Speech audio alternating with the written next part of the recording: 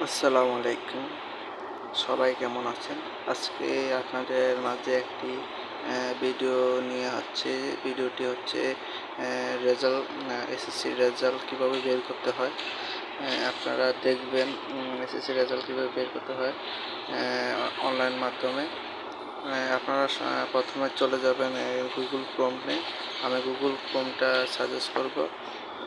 Google ক্রোমে চলে গেলে আপনারা এখানে সার্চ দিবেন এসএসসি রেজাল্ট আর কি, হ্যাঁ চলে আসবে। এসএসসি রেজাল্ট দিলে আপনারা এখানে ট্রাই করবেন বোর্ডে, তার কারণ বোর্ডে তো নাম্বারটা আসবে না, এখানে এখন আসবে না, কারণ এখানে সময় চলতেছে, কারণ আগামীকাল বোর্ড থেকে তার রেজাল্টটা দিবে, 2 দিন রয়েছে।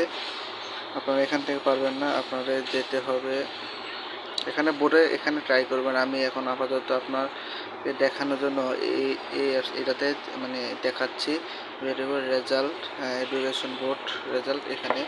এখানে এসে আপনাদের কাজ করতে হবে, একই সেম কাজ থাকবে। আপনারা এখানে দিবেন এসএসসি, তারপরে এখানে দিবেন কত সালের, আমি 23 সালের, এভাবে দিয়ে বোর্ড সাজেস্ট করবেন ঢাকা বোর্ড। হ্যাঁ, ঢাকা বোর্ড সিলেক্ট করবেন, এখানে দিবেন এই যে ইয়াটা দিবেন, এই যে এই লেখাটা দেবেন। এখানে দিলে এখানে আপনার রোল নাম্বারটা আমি বসাচ্ছি।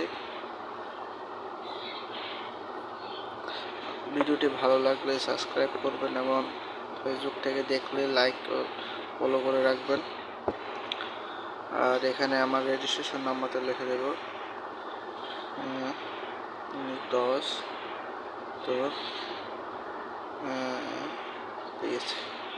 এখন এখানে একটা সংখ্যা দেখাবে, গোপন সংখ্যা, সেভের জন্য 4 কোডের একটা সংখ্যা আছে, এটা আপনাকে বসাই দিতে হবে বুঝে।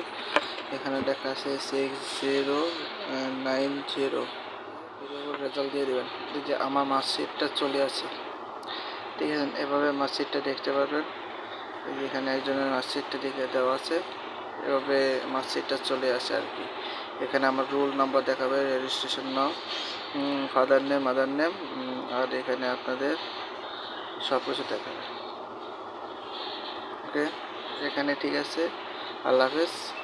আরও ভিডিও পেতে কমেন্টে জানাবেন, আর ভিডিওটি ভালো লাগলে সাবস্ক্রাইব ও লাইক করে দেবেন। ওকে, বাই।